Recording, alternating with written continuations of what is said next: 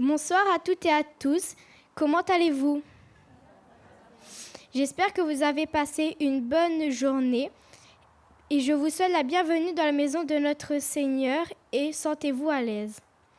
Juste pour information, pour les enfants de moins de 11 ans, il y a un programme derrière et pour ceux qui voudraient qu'on prie pour vous, il y a des fichiers à l'accueil pour écrire dessus et on priera pour vous. Je laisse maintenant la place à Anne-Cécile. Bonjour. Alors, cette fois-ci, pour le chant thème, je vais vous demander de vous mettre debout. Je sais que pour beaucoup d'entre nous, on a été aujourd'hui au travail, ou peut-être pas aussi. Il y a peut-être la fatigue, mais quoi de mieux de louer notre Seigneur debout.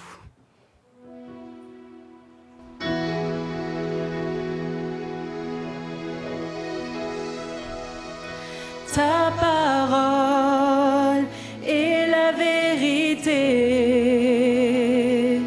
elle est lumière sur mon sentier. Je peux avancer en sécurité sur les voies que tu as tracées.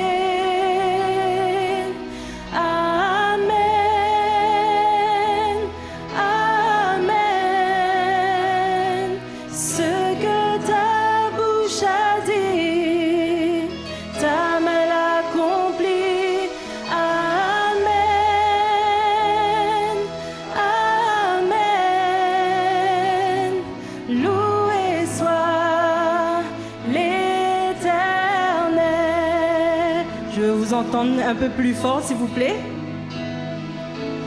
Ta parole est une arme puissante, une épée à double tranchant. En toi j'ai confiance, Dieu tout-puissant, éternel, Dieu triomphant.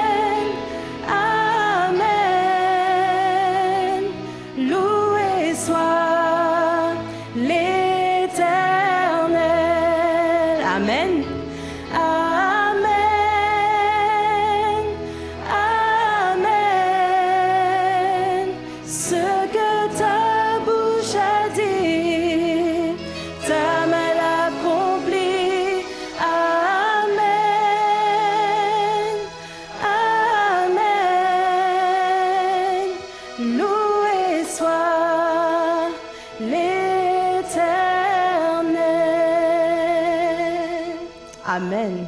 Bonsoir. J'espère que ce début de plongée se passe bien pour vous.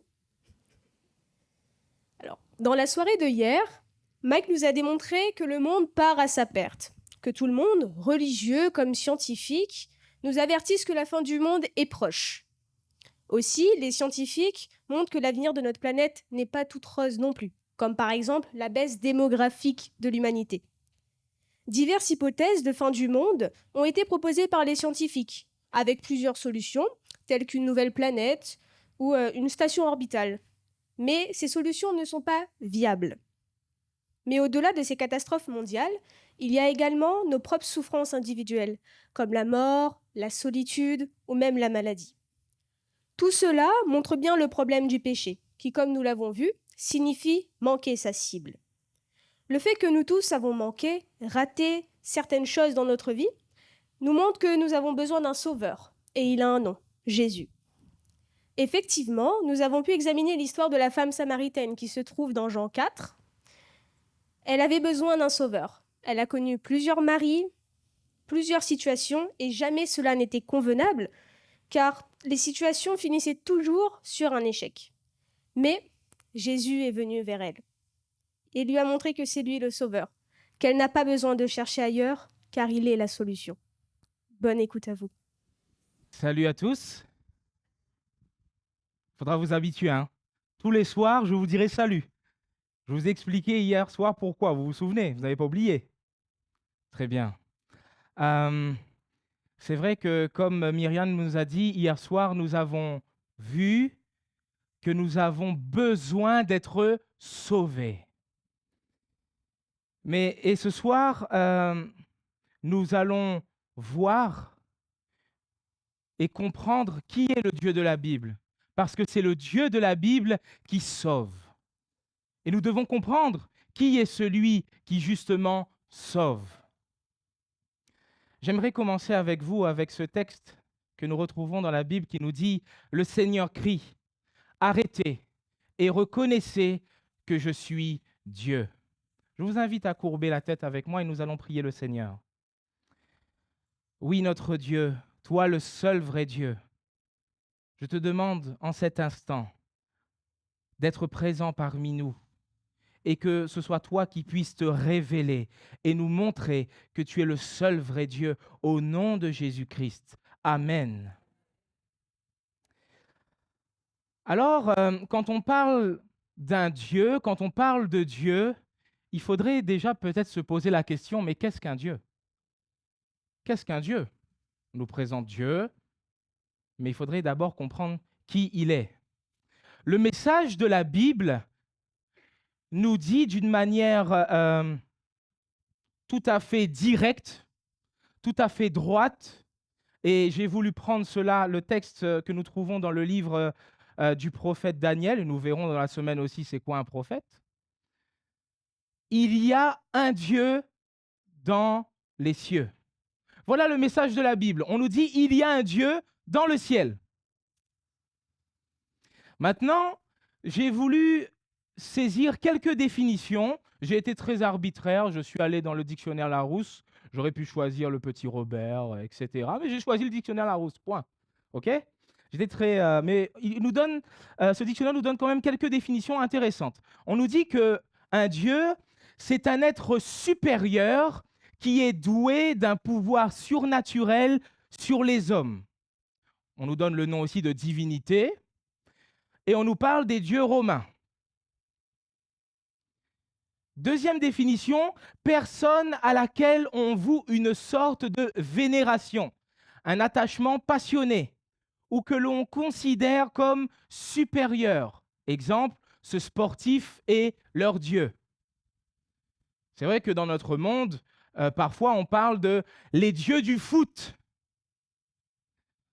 On va même dire pour certaines personnes, quand on commence à mettre des personnalités au-dessus d'autres, ou même au-dessus de soi-même, on va dire que telle personne, vraiment, c'est une personne qui est exceptionnelle pour moi.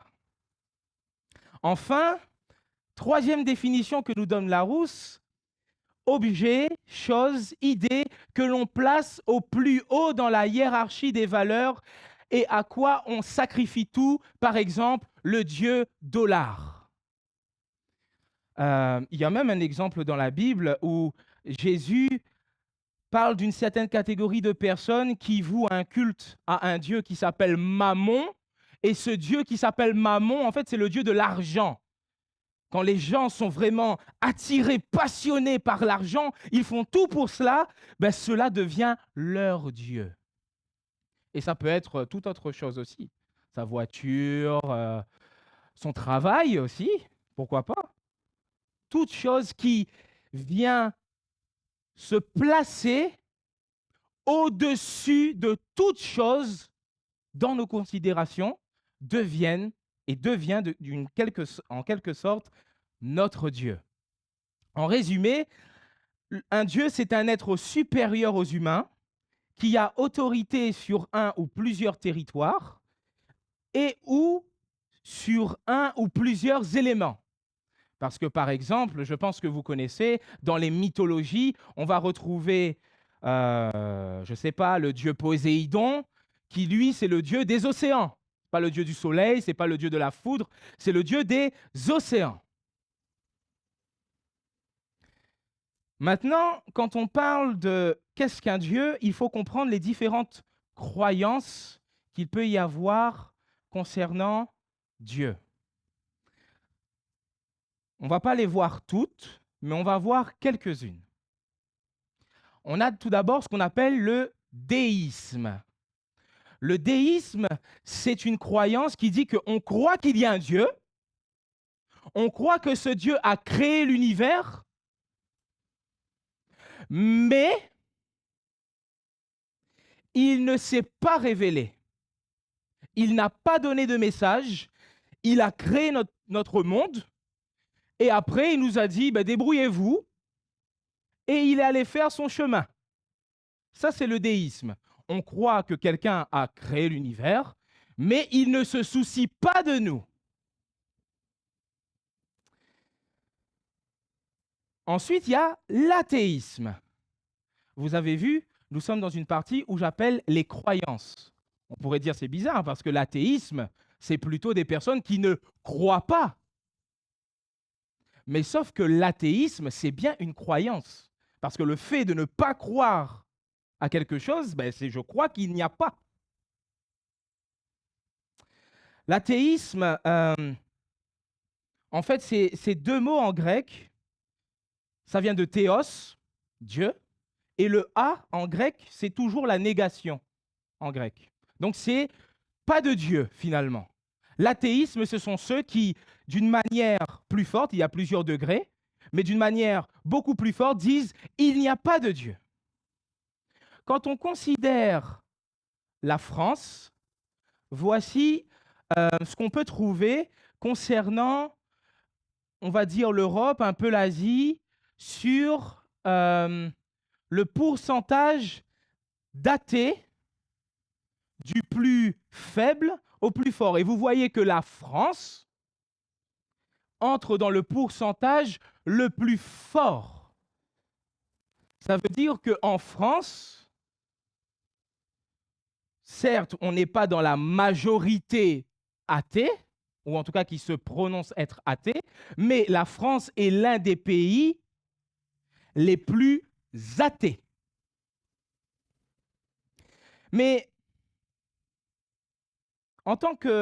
moi-même, en tant que chrétien, ça peut être compréhensible d'une certaine manière. Ça peut être compréhensible parce que, surtout quand on pense à l'époque de ce que l'on appelle le Moyen-Âge, l'époque du Moyen-Âge, c'est entre 476 et 1453. À l'époque du Moyen-Âge, on avait peur de Dieu. On faisait tout pour que les gens aient peur de Dieu. Pour cela, on présentait une certaine théologie dans laquelle on n'était pas sûr d'aller au paradis. On pouvait faire tout ce qu'on veut. On nous disait qu'il fallait faire beaucoup d'œuvres, beaucoup d'actions, mais jamais on n'était sûr d'entrer au paradis. Parce que, au Moyen-Âge, ce bon Dieu qu'on présentait, c'était un Dieu qui n'était jamais satisfait. Jamais satisfait. Alors, on présentait aussi, effectivement, pour faire peur aux gens, l'idée du purgatoire. Et encore plus, on va dire, terrible que le purgatoire, parce que le purgatoire, c'était un endroit où les personnes allaient, où après leur mort, où ils allaient souffrir pendant un moment, mais après, c'était sûr qu'ils allaient au paradis. Mais si c'était l'enfer, là, c'était compliqué. Et on faisait peur aux gens avec cela. On faisait comprendre que les personnes qui n'en faisaient pas assez, et on ne savait jamais si on en faisait assez, si les personnes n'en faisaient pas assez, ils partiraient peut-être en enfer et ils subiraient toutes sortes de supplices, pendaisons, écartelages, coups de fouet, épée, etc., etc. Donc, on peut comprendre d'une certaine manière pourquoi, avec toute une époque où il y a eu vraiment cette peur de Dieu, à un moment, on a dit « c'en est trop ». C'en est trop et les hommes ont voulu se libérer. Mais, dans tout ça, il faut quand même faire attention. Parce qu'on pense bien souvent que l'on est meilleur maintenant qu'il y a quelques années avant. On pense généralement cela. On pense cela parce qu'on dit on a acquis de la science, on a acquis de la raison. Donc on est beaucoup mieux qu'il y a des centaines et encore plus des milliers d'années. Et du coup, mieux que le Moyen-Âge. Alors que il n'est pas... les choses sont beaucoup plus complexes que cela. Par exemple, on parle de cette époque justement du Moyen-Âge. Réfléchissons, juste le mot Moyen-Âge. En anglais, c'est Black Middle Ages, le noir Moyen-Âge. On appelait cette époque-là le Moyen-Âge parce qu'on trouvait que c'était une époque de ténèbres, une époque vraiment où les gens... Et réfléchissez, comment vous imaginez le Moyen-Âge? Vous imaginez des personnes crasseuses, vous imaginez des personnes sales, des personnes qui ne sont pas très intelligentes. Alors que le Moyen-Âge, ce n'était pas ça. Le Moyen-Âge, on a, à une certaine époque, justement après le Moyen-Âge, vient l'époque qu'on appelle la Renaissance, où les historiens ont voulu montrer que le Moyen-Âge, on appelle ça Moyen-Âge parce que c'est un truc vilain, c'est un truc moche. Mais nous, c'est la Renaissance, parce qu'on renaît. C'est mieux maintenant qu'avant. Mais avant, c'était le Moyen-Âge. Alors que pendant le Moyen-Âge, on a connu des développements intellectuels, théologiques, rationnels, philosophiques, qui ont pu par la suite donner naissance à la modernité comme on la connaît maintenant.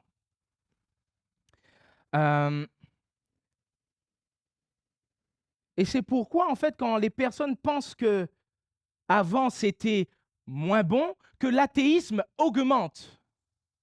Parce que si on pense qu'avant c'était moins bon, et qu'avant c'était la religion, et que finalement la religion est liée à Dieu, il faut devenir athée pour se libérer, pour vivre une pleine vie, une vie bonne, une vie superbe. On dit que l'athéisme, là, c'est vraiment la croyance, et eux, ils ne vont pas appeler ça une croyance, mais c'est vraiment la croyance qui pourra libérer les hommes. Alors que cela n'est pas simple comme les hommes ont voulu le présenter. Et justement, on le verra lors de la semaine, quand on abordera la question de la création et de l'évolution. Et on verra que les choses ne sont pas si simples que ça. La Bible, elle, face à l'athéisme, elle dit « Les insensés se disent en eux-mêmes « Dieu n'existe pas ». Ça veut dire que la Bible, la parole de Dieu, dit d'une manière des plus osées, quand même, osées, que les insensés, les personnes qui n'ont pas de raison, pourtant nous avons vu avant que l'athéisme prône normalement la raison, mais or la Bible dit que les personnes qui n'ont pas de raison disent en eux-mêmes « Dieu n'existe pas ». Et sachez que quand la Bible dit que les personnes qui n'ont pas de sens disent que Dieu n'existe pas, la Bible ne parle pas forcément du Dieu de la Bible, mais elle parle de n'importe quel Dieu. Parce que l'athéisme, selon la Bible, est même pire que croire en plusieurs divinités. Parce que si on croit en plusieurs divinités, finalement, on comprend quand même que le monde qui nous entoure a quand même été créé par un être supérieur. Alors que l'athée croit que tout ce qui est venu autour de nous vient d'un certain hasard, très hasardeux. Donc la Bible dit, les insensés se disent en eux-mêmes, Dieu n'existe pas. Et c'est pourquoi nous avons des personnalités qui sont reconnues de leur temps et du nôtre comme des grands intellectuels qui, regardant tout le monde autour d'eux, vont avouer qu'il y a bien un être supérieur. Par exemple, Planck, créateur de la théorie des quants, prix Nobel de 1918, va dire que toute la matière naît et existe uniquement en vertu d'une force. Derrière cette force, nous devons supposer l'existence d'un esprit conscient et intelligent. Cet esprit est la matrice de toute matière. Vous voyez, ici, Planck ne dit pas « je crois dans le Dieu biblique », mais il avoue que d'une manière rationnelle, que d'une manière intellectuelle, on ne peut pas que Dieu n'existe pas. On continue avec cet homme très connu, encore plus, Albert Einstein, fondateur de la physique contemporaine, théorie de la relativité, va dire ceci: quiconque est sérieusement impliqué dans la science devient convaincu qu'un esprit se manifeste dans les lois de l'univers, un esprit infiniment supérieur à celui de l'homme et devant lequel nous, avec nos pauvres pouvoirs, devons nous sentir humbles. Il continue en ajoutant: la religiosité du savant consiste à s'étonner, à s'extasier devant l'harmonie des lois de la nature, dévoilant une intelligence si supérieure que toutes les pensées humaines et toute leur ingéniosité ne peuvent révéler face à elle que leur néant dérisoire. Donc, il avoue encore une fois que regardant la nature, que regardant ce qui l'entoure, il ne peut conclure que Dieu n'existe pas. Il est contraint de dire, devant cet émerveillement qu'il voit, qu'il y a bien un être qui a créé tout cela. Isaac Newton va dire que ce que nous savons est une goutte, ce que nous ignorons est l'océan. L'incomparable disposition et harmonie de l'univers, tout cela n'a pas pu se faire que selon les plans d'un être éternel, doué de sagesse et de puissance. Et enfin, je termine avec encore un grand homme qui est toujours estimé maintenant, Charles Darwin, connu pour ses travaux sur l'évolution des espèces vivantes, qui va appuyer aussi sur la théorie de l'évolution, nous allons en reparler encore dans la semaine, va dire que une source de conviction dans l'existence de Dieu est due à l'extrême difficulté, ou plutôt à l'impossibilité de concevoir cet univers immense et merveilleux, y compris l'homme, et sa capacité à regarder en arrière et loin dans le futur, comme le résultat d'un hasard aveugle et de la nécessité. Quand je réfléchis ainsi, je me sens contraint de regarder à une cause première. Obligé. Pourtant, ce sont des hommes de science. Maintenant que nous avons vu le déisme, l'athéisme, nous rentrons maintenant dans le théisme. Le théisme, c'est maintenant cette croyance en Dieu qui a créé l'univers, mais de plus, il s'est révélé. Il s'est révélé. Et c'est pourquoi, quand on parle du théisme, on parle généralement des trois religions monothéistes, le judaïsme, le christianisme et l'islam, bien que le judaïsme et le christianisme entrent dans une continuité et l'islam marque comme on va dire un mur un peu de séparation, mais ce sont des religions qui croient en un Dieu qui s'est révélé, qui parle à l'homme, qui se soucie de l'homme. Ça, c'est le théisme. Et dans le théisme, bien que nous avons parlé des religions monothéistes, il y a aussi les religions polythéistes. Et il faut que quand on parle de qu'est-ce qu'un Dieu, pourquoi Dieu, et comprendre que le Dieu biblique, c'est le seul vrai Dieu, nous devons comprendre ce qui nous entoure. Donc le polythéisme, c'est quoi? Le polythéisme, ça vient du grec polus, beaucoup, théos, Dieu. Donc, plusieurs dieux. La définition qui nous est donnée, le polythéisme est une croyance religieuse ou philosophique selon laquelle il existe plusieurs divinités, donc plusieurs dieux. Et nous avons à côté de ça le monothéisme, qui vient de monos, unique, théos, Dieu, donc un seul Dieu. Un monothéisme, c'est une religion qui affirme l'existence d'un Dieu transcendant, unique, omnipotent, il peut tout faire, omniscient, il sait tout, omniprésent, il est présent partout. Maintenant que nous avons dressé un peu ce panorama, voyons premièrement comment les dieux sont vus dans les religions. Et j'ai pour cela choisi, encore d'une manière arbitraire, mais qui montre quand même un échantillon assez fidèle de comment on croit Dieu dans les religions polythéismes, 3 religions. Le taoïsme, et nous avons vu cela aussi hier soir un peu en montrant que dans le taoïsme, il croit aussi en une fin du monde. Le taoïsme, c'est une religion qui émerge entre le 8e et le 3e siècle avant Jésus-Christ et qui place la réflexion sur l'existence de l'homme, sur l'individu dans l'univers et va présenter un chemin de vie qui vise à réentendre notre monde dans un certain ordre précis et dans un équilibre qu'ils appellent, et cela vous avez sûrement entendu, le yin et le yang. OK ? Dans le taoïsme, on dit que finalement, toutes les réponses, bien qu'ils croient en des dieux, se trouvent en nous. Tout ce que nous réfléchissons se trouverait en nous-mêmes. Alors, concernant les dieux, dans le taoïsme, on va dire que les divinités suprêmes sont celles qui sont les plus anciennes. D'une manière, si on réfléchit, cela veut dire qu'il y a des dieux, selon eux, qui n'existent pas depuis longtemps, qui sont beaucoup plus récents. Donc un dieu n'existe pas de toute éternité, il n'est pas immortel. Selon eux, les croyants doivent tenir une distance avec les dieux. Enfin, par exemple, il nous est dit que le taoïsme est une quête individuelle de la panacée, c'est-à-dire la recette qui rendra immortel.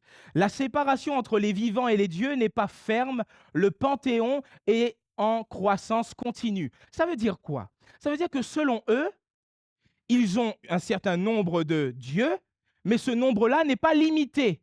Il pourrait y en avoir encore d'autres, et encore d'autres, et encore d'autres, et encore d'autres. Et ça, c'est très important pour comprendre pourquoi nous devons croire en un seul Dieu. Comprenez bien. Nous allons le voir par la suite. Religion que peut-être nous connaissons un petit peu plus, l'hindouisme. Les historiens vont distinguer dans l'hindouisme 3 phases. Ils vont distinguer 3 phases dans l'histoire de ce qu'on appelle la religion védique. Première phase, la révélation védique. Deuxième phase, le brahmanisme. Troisième phase, l'hindouisme, à partir de 1500 avant Jésus-Christ. Et on appelle tout ce courant-là la religion védique parce qu'ils ont des textes sacrés qui s'appellent les Védas ou Védas, qui sont les textes sacrés parce que Veda en sanskrit, ça signifie le savoir. Donc dans l'hindouisme, il y a dans la divinité, dans les divinités, une structure organisée. Il y a des divinités qui vont en remplacer d'autres. Dans le processus que les historiens voient, c'est-à-dire la révélation védique, le brahmanisme et l'hindouisme, il y a des divinités qui vont se faire éjecter par d'autres. Donc, qui veut prendre sa place? OK? Les divinités peuvent avoir des femmes. Par exemple, le dieu Vishnu, quand il s'incarne en avatar, il peut avoir des femmes. Tranquille. Et il nous est dit que le panthéon de la religion védique est le reflet de la tripartition sociale de l'Inde ancienne. Ça veut dire quoi? Ça veut dire que dans la tripartition, c'était quoi? C'était que dans l'organisation sociale de l'Inde, il y avait les prêtres et les rois, il y avait les soldats et il y avait le reste du peuple. Et il y avait des dieux spécifiques pour les prêtres et les rois, pour les soldats et pour le reste du peuple. Enfin, dans l'hindouisme, il y a principalement 3 dieux suprêmes, Brahma, Vishnu et Shiva. chacun associé à la création, la conservation et la destruction.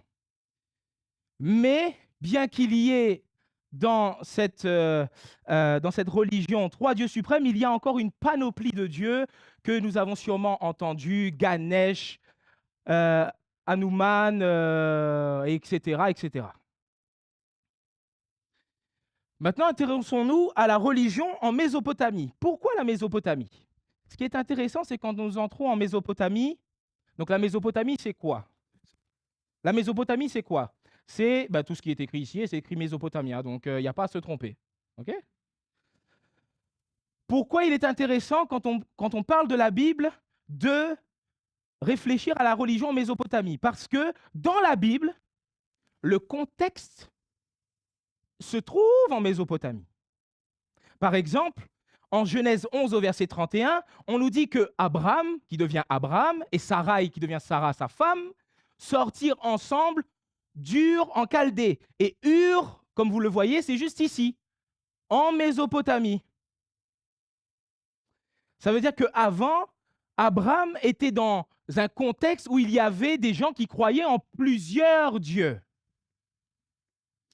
Et justement, dans la religion en Mésopotamie, voici quelques croyances. Il n'y a pas forcément de structure organisée dans les dieux. Il n'y a pas de hiérarchie, etc.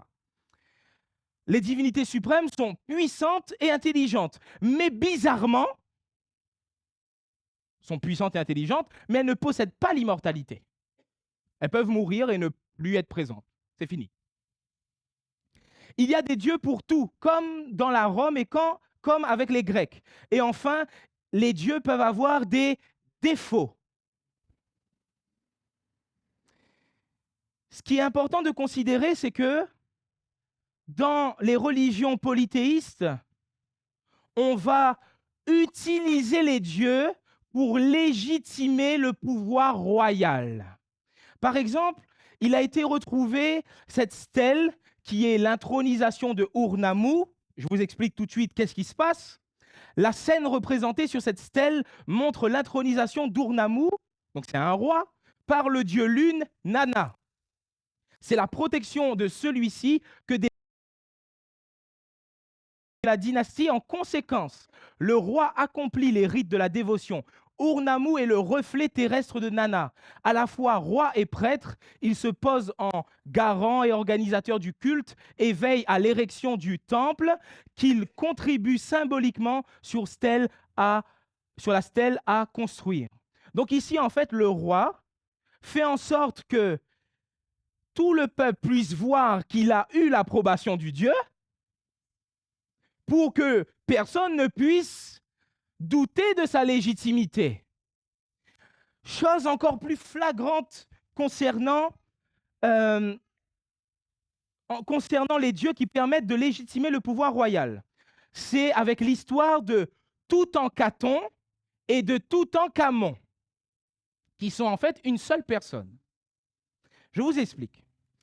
Amenhotep IV est le roi pharaon de la 18e dynastie. Son nom, Amenhotep, fait référence au dieu Amon.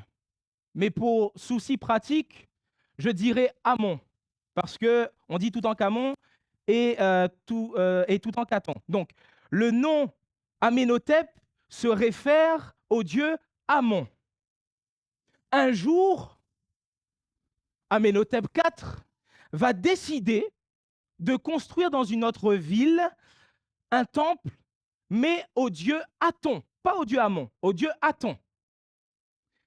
Et il va y avoir un problème. Il va se retrouver en conflit avec les prêtres du dieu Amon. Et à cause de cela, il va faire en sorte que plus personne ne respecte le dieu Amon, au profit du dieu Aton. Il va même changer son nom. Il ne va plus s'appeler Amenhotep, mais il va s'appeler Akhetaton. Dans son nom, il y a Aton. Il ne veut plus que son nom se réfère à Amon, mais à Aton, donc Akhetaton. Mais toute cette réorganisation de l'Égypte va se conclure finalement en une désorganisation de l'Égypte. et cela va avoir une réaction violente de la part du peuple. 3 ans après sa mort, après la mort d'Amenhotep, qui va s'appeler Akhénaton, son fils, Tout-en-Khaton, Aton, arrive au pouvoir et il voit cette désorganisation. Et il se dit, mais pour réorganiser un peu tout ça, je vais faire revenir le culte du dieu Amon pour que je puisse mettre les gens dans ma poche. Donc, et il va même changer son nom de Tout-en-Khaton à Tout-en-Khamon. Comme ça, tout le monde, toute l'Égypte puisse redevenir un lieu organisé et que toute cette révolte puisse se calmer. On voit comment ici les hommes ont utilisé l'image des dieux, de Dieu, pour pouvoir faire ce qu'ils voulaient. Mais maintenant, le Dieu de la Bible, parce que c'est lui que nous sommes venus présenter ce soir.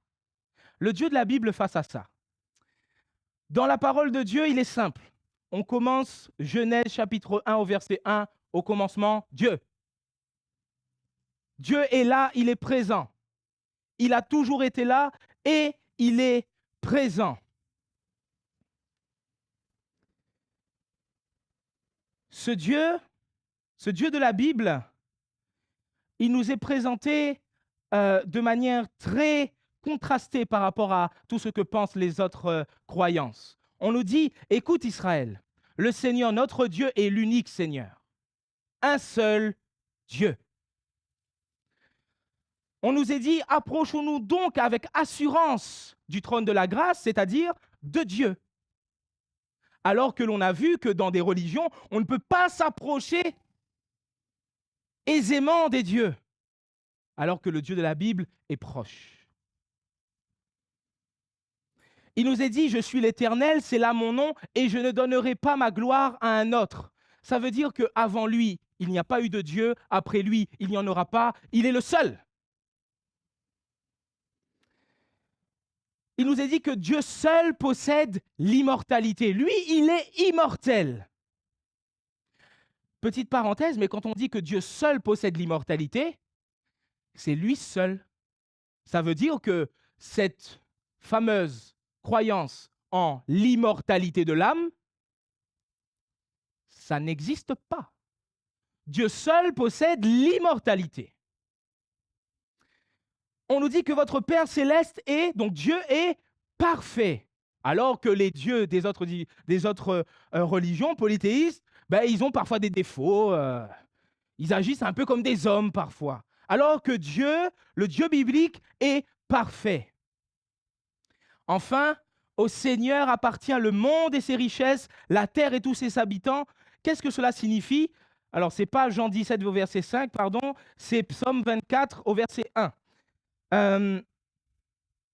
Cela signifie simplement que le Dieu biblique, ce n'est pas un Dieu d'un seul peuple. C'est le Dieu du monde entier. Du monde entier. Mais quand on présente le Dieu de la Bible et la Trinité dans tout ça, je ne peux pas vous parler du Dieu biblique sans faire mention de la Trinité. Voici ce que nous croyons, ce que l'Église croit. Elle croit qu'il y a un seul Dieu, Père, Fils et Saint-Esprit, qui est une unité de 3 personnes coéternelles. Dieu est immortel, omnipotent, omniscient, souverain et omniprésent. Il est infini et dépasse la compréhension humaine. Cependant, il peut être connu au travers de sa révélation. Il est pour toujours digne d'être invoqué, adoré et servi par toute la création. Donc ce que nous disons, c'est qu'il y a un seul Dieu en 3 personnes. Cela s'explique par exemple avec le texte de Matthieu 28 au verset 19, où Jésus va dire à ses disciples d'aller sur la terre, de parler de la bonne nouvelle et de baptiser au nom du Père, du Fils et du Saint-Esprit. Mais ce qui est intéressant, c'est que le haut nom, il n'est pas au pluriel, il est au singulier, au seul nom du Père, du Fils et du Saint-Esprit. Enfin, Jésus va dire aussi en Jean 10 au verset 30 que moi et le Père, nous sommes un. Bien évidemment, quand Jésus dit moi et le Père, il faut bien comprendre que le Saint-Esprit est ici parce que le Saint-Esprit, c'est l'Esprit de Dieu et l'Esprit de Christ. Nous sommes un. C'est comme dans le récit de la Genèse, au chapitre 2, au verset 24, quand la femme va être présentée à l'homme. L'homme va être émerveillé, waouh! Et il nous est dit que les deux ne formeront plus qu'une seule chair. Mais il y a des personnes qui ont essayé de comparer, souvenez-vous, quand on était dans l'hindouisme, on a dit qu'il y a 3 divinités suprêmes. Brahma, Vishnu et Shiva. Et il y a des personnes qui ont essayé de comparer la Trinité à cela en disant que c'est la même chose. Comprenez bien la différence. La différence, c'est que, par exemple, dans l'hindouisme, il y a des personnes qui vont dédier des temples et des cultes uniquement à Brahma, uniquement à Vishnu, uniquement à Shiva. Quand vous entrez dans une église, il n'y a pas, ici c'est l'église pour le Saint-Esprit, ici c'est pas pour Jésus. Et là-bas c'est l'église, c'est le temple pour le Père, mais c'est pas pour le Saint-Esprit. Hein? Non, ça n'existe pas. Parce que nous, quand nous adorons Dieu, nous adorons le seul vrai Dieu, Père, Fils et Saint-Esprit. Un seul et unique Dieu. De plus, concernant l'hindouisme, donc comme j'ai dit, Brahma, Vishnu et Shiva, les 3 sont ordonnés, un pour la création, l'autre pour la conservation et l'autre pour la destruction. Or, le seul vrai Dieu, Père, Fils et Saint-Esprit, Père, Fils et Saint-Esprit ont participé à la création. Père, Fils et Saint-Esprit ont participé à sauver l'humanité. Père, Fils et Saint-Esprit participeront au jugement et à la recréation de la terre. Voilà pourquoi nous disons qu'il y a un seul Dieu, Père, Fils et Saint-Esprit. Mais dans tout cela, nous pourrions nous poser la question, comment en est-on arrivé à des dieux différents? Comment en est-on arrivé à des panoplies de dieux un peu partout? Sachez que la Bible est le livre qui explique l'existence des autres dieux. Quand je mets l'existence, vous voyez bien que j'ai mis entre guillemets, ça veut dire que la Bible explique comment les hommes ont fait pour qu'il y ait une panoplie d'autres dieux qui entrent dans l'humanité. Voici ce que la parole de Dieu nous dit. Les perfections invisibles de Dieu, sa puissance éternelle et sa divinité se voient comme à l'œil depuis la création du monde quand on les considère dans ses ouvrages. Mais leurs idées sont devenues fausses et leur cœur sans intelligence a perdu la lumière. Ils disent qu'ils ont la sagesse, mais ils sont devenus fous. Au lieu d'adorer le Dieu glorieux qui ne meurt pas, ils ont adoré quoi? Des objets. Ces objets représentent une personne qui doit mourir, ou bien des oiseaux, des animaux à 4 pattes et des serpents. À cause de cela, Dieu les a laissés faire les mauvaises actions. Ils ont remplacé le vrai Dieu par des faux dieux. Ils ont adoré et ils ont servi ce que Dieu a créé à la place du Créateur. Voilà ce qui s'est passé. Et cela s'est passé dès vraiment le début de l'humanité. En Genèse 6 au verset 5, il nous est dit que Dieu voyait que sur la terre, il n'y avait que la méchanceté et que pendant tous les jours de l'homme, l'homme était tourné uniquement vers le mal. Et c'est à cause de cela que de fausses idées lui sont venues. L'homme a commencé à fabriquer des idoles en or et en argent, a commencé à se prosterner devant, à faire des bosquets. Et ils ont commencé encore plus à entrer dans le mal en sacrifiant même leurs enfants à ces fausses divinités. Le mal était tellement corrompu que du plus grand au plus petit, le mal était là. Par exemple, il y a vraiment un exemple frappant de comment les hommes ont changé la réalité biblique pour s'inventer des dieux. Par exemple, dans le texte de Genèse 1 au verset 1 à 2, voici ce qui nous est dit. Au commencement, Dieu crée le ciel et la terre. La terre est comme un grand vide, elle est dans la nuit. Une eau profonde la recouvre, le souffle de Dieu se tient au-dessus de l'eau. Ici, j'ai mis en rouge une eau profonde. Pourquoi? Une eau profonde qui est aussi, qui se traduit aussi par abîme. En hébreu, c'est Tehom. Quand on passe du côté des Akkadiens, Tehom devient Tiamat. Et Tiamat, pour les Akkadiens, vont devenir la déesse des eaux profondes. Vous voyez comment la vérité biblique, c'est tout simplement qu'il y avait de l'eau profonde, est devenue dans la tête des personnes qui n'ont plus voulu suivre Dieu, comment cela est devenu une divinité. Vous savez, le problème de tout ça, c'est dans le maintien de la vérité.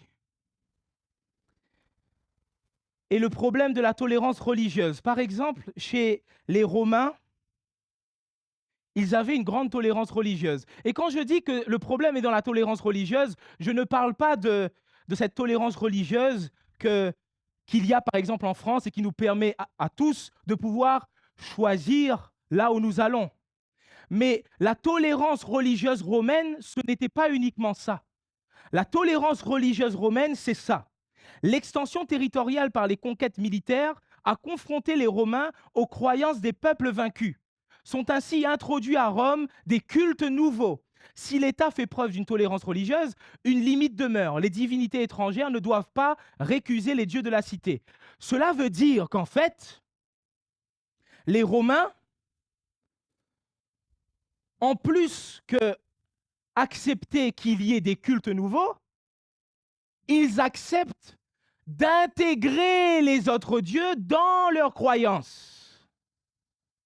Et ça, c'est un problème dans le maintien de la vérité. Pourquoi c'est un problème dans le maintien de la vérité? Imaginez-vous, ce n'est pas le cas, mais imaginez-vous, vous croyez en 5 dieux. Si vous croyez en 5 dieux, qu'est-ce qui vous empêche de croire en un 6e qui arrive? En un 7e, un 8e, un 9e, 100, 1000, des milliers. C'est pour ça que les Romains ont créé le Panthéon. Parce que le Panthéon, ça signifie tous les dieux. Alors que si l'on croit en un seul Dieu, personne et rien ne peut changer cette vérité. Parce que Adam a cru en un seul Dieu, Abraham a cru en un seul Dieu, Moïse a cru en un seul Dieu, les apôtres ont cru en un seul Dieu et nous croyons en un seul Dieu et la vérité reste intacte. Voilà pourquoi il est logique de croire en un seul et unique Dieu. J'aimerais voir avec vous l'histoire qui se trouve dans le livre des Actes, qui symbolise bien quand même ce que nous trouvons dans tout ce que nous avons vu ce soir. Le livre des Actes, à partir du verset 16, on nous présente un homme qui va visiter la ville d'Athènes. Un homme qui va être en relation avec des personnes qui croient en plusieurs dieux. Cet homme, c'est Paul. Il nous est dit que pendant qu'il attendait ses compagnons à Athènes, Paul bouillait d'indignation en voyant combien cette ville était remplie d'idoles. La ville d'Athènes était connue pour son peuple célèbre, pour, par exemple, son intelligence, sa culture. Les Athéniens étaient connus pour des hommes sages, mais il leur manquait une chose, la connaissance du vrai Dieu. Il nous est dit qu'il y avait quelques philosophes, des épicuriens et des stoïciens qui commençaient à discuter et à débattre avec lui. Les uns disaient, « Qu'est-ce que cette pie bavarde peut bien vouloir dire ?» D'autres disaient, « On dirait qu'il prêche des divinités étrangères. » En effet, Paul annonçait Jésus et la résurrection. Les philosophes ont certainement rappelé à Paul qu'au 5e siècle avant Jésus-Christ, Socrate, un philosophe, avait été tué pour avoir osé amener des idées nouvelles. Mais Paul, qui est amené devant tout un conseil avec des juges, va commencer à se lever et dire, « Athéniens, je vois que vous êtes à tous égards extrêmement soucieux d'honorer les divinités. En effet, en parcourant les vues de votre ville, en l'examinant vos monuments sacrés, j'ai même découvert un autel qui porte cette inscription à un Dieu inconnu. Ce que vous révérez ainsi sans connaître, je viens vous l'annoncer. » Alors que les Athéniens ont une grande intelligence, ils ont une immense culture, ils ignoraient l'existence du seul et vrai Dieu, créateur de l'univers. Mais Paul savait qu'il y avait parmi les personnes qui l'écoutaient des personnes qui voulaient vraiment comprendre, entendre qui était ce vrai Dieu, le seul et l'unique. Alors, Paul va continuer, ne va pas hésiter, et il va dire, Dieu qui a créé l'univers et tout ce qui s'y trouve, et qui est le Seigneur du ciel et de la terre, n'habite pas dans des temples bâtis par des mains d'hommes. Il n'a pas besoin non plus d'être servi par des mains humaines, comme s'il lui manquait quelque chose. Au contraire, c'est lui qui donne à tous les êtres, la vie, le souffle et toutes choses. Ici, Paul est en train de dire à ces Athéniens, et nous avons besoin de comprendre que ce n'est pas Dieu qui a besoin de nous. Dieu n'a pas besoin qu'on construise des églises. Dieu n'a pas besoin qu'on lui construise des temples, qu'on lui apporte des offrandes. Mais les premiers qui sont dans le besoin, et nous l'avons vu hier, ce sont nous. C'est nous qui avons besoin de Dieu. Paul continue en disant, Dieu a invité les hommes à le chercher et à le trouver, peut-être comme à tâtons, lui qui n'est pas loin de chacun de nous. Avant, peut-être vous pensiez que Dieu était très loin, qu'il était très loin de vos pensées, très loin de vos vies, qu'il ne se souciait peut-être pas de vous.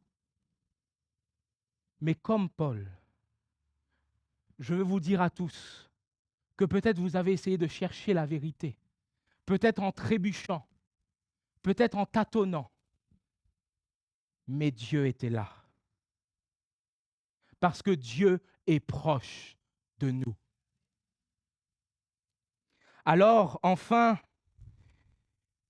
puisque nous sommes ses enfants, dit Paul, mes feuilles s'envolent. Ainsi, puisque nous sommes ses enfants, nous ne devons pas imaginer la moindre ressemblance entre la divinité et ces idoles en or ou en argent ou en marbre que peuvent introduire l'art ou l'imagination des hommes. Or, Dieu ne tient plus compte des temps où les hommes ne le connaissaient pas. Aujourd'hui, il leur annonce à tous et partout qu'ils doivent changer. Ici, nous voyons que ce Paul faisait comprendre que oui, peut-être, comme nous l'avons vu hier encore, vous avez raté des choses dans votre vie. Vous avez manqué la cible. Mais Dieu ne prend pas en compte ce temps d'ignorance. Mais aujourd'hui, ce soir, il est temps de changer. Il est temps d'accepter le seul et unique Dieu.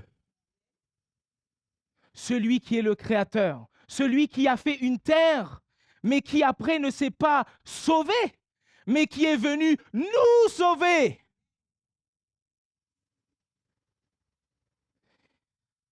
Après ce discours, il nous est dit que les philosophes lui ont dit « On t'écoutera parler un peu plus tard ». J'espère que vous ne vous dites pas la même chose pour moi. Mais les philosophes lui disaient « On t'écoutera parler un peu plus tard ». Pourquoi ? Parce que Paul parlait de cette vérité de changement, parlait de cette vérité de résurrection. Or, les philosophes épicuriens et stoïciens, très particulièrement mentionnés dans le texte Acte 17, pour ceux qui ont fait de la philosophie et qui connaissent la philosophie des épicuriens et des stoïciens, il n'est pas possible qu'un corps ressuscite. Soit celui-ci se désagrège tout simplement et après il n'y a plus rien, soit celui-ci retourne au grand tout. Mais alors que plusieurs sont partis et ont dit à Paul, nous t'écouterons parler plus tard, il y a quelques-uns, un petit groupe qui ont accepté la vérité. Et je prie le Seigneur pour que il y ait le plus grand nombre, mais le Seigneur veut que chacun d'entre nous, Dieu, c'est le seul et véritable Dieu qui a été mystifié par l'homme, l'homme qui a inventé toutes sortes de divinités fausses, mais ce seul et unique vrai Dieu qui nous aime, qui ne nous a pas abandonnés, qu'il veut notre bonheur, veut que nous puissions l'accepter. Et pour ça, effectivement, il faut avoir la foi. C'est vrai que c'est difficile de parler de foi peut-être d'une manière comme ça, tout de suite, d'emblée. Mais cette semaine, nous verrons encore pourquoi accorder foi à ce Dieu, ce vrai Dieu, seul, unique, seul qui est digne de notre adoration, de nos prières, et le seul qui puisse nous sauver.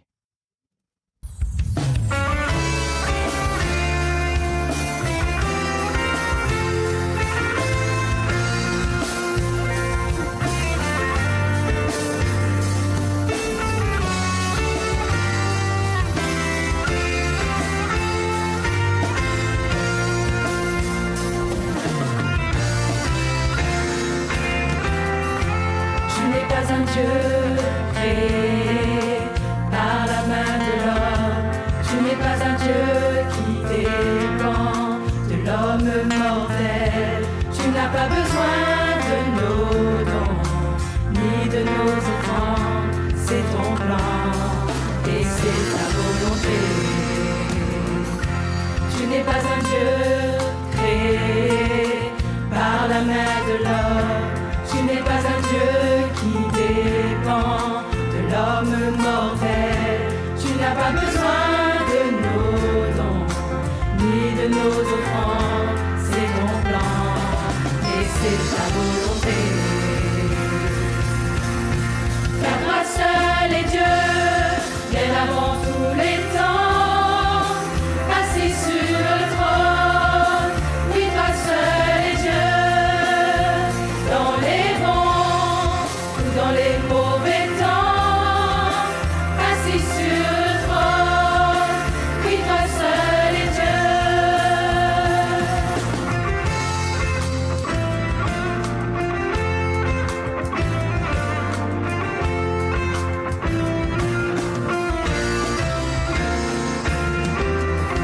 Tu es le seul Dieu, ton pouvoir ne peut se contenir.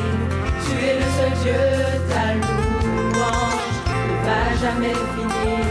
Tu es le seul Dieu, toi seul est digne de nos offrandes. Tu es Dieu et c'est ta volonté. Car toi seul est Dieu.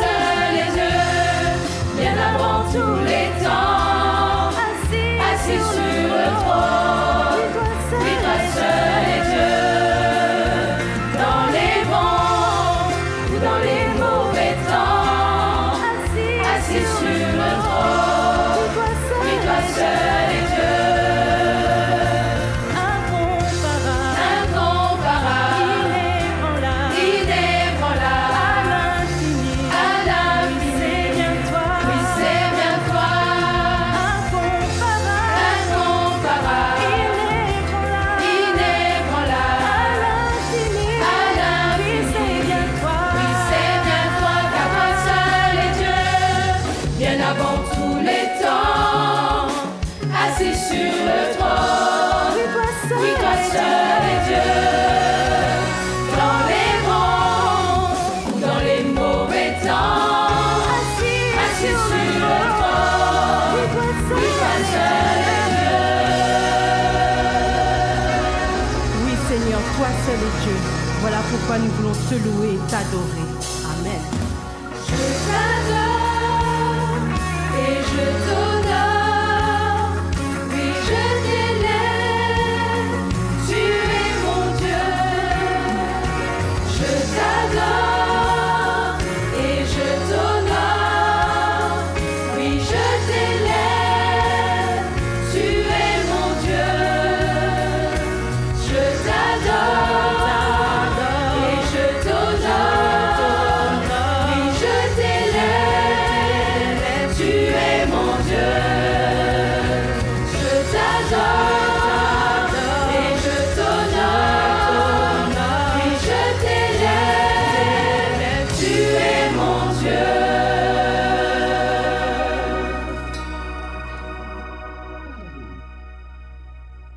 Prions ensemble le Seigneur.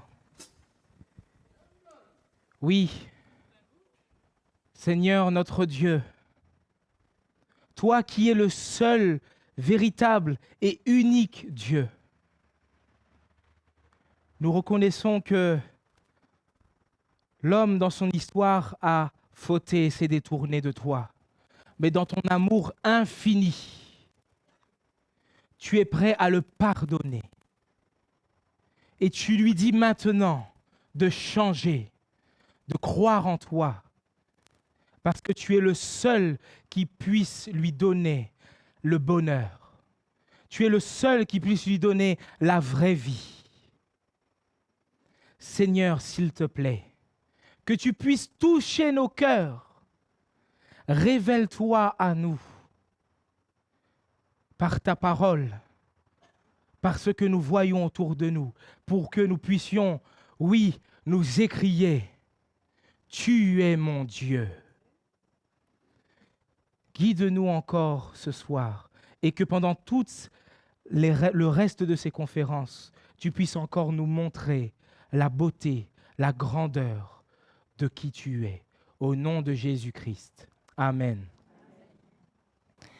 Rebonsoir, j'espère que vous avez passé une bonne soirée.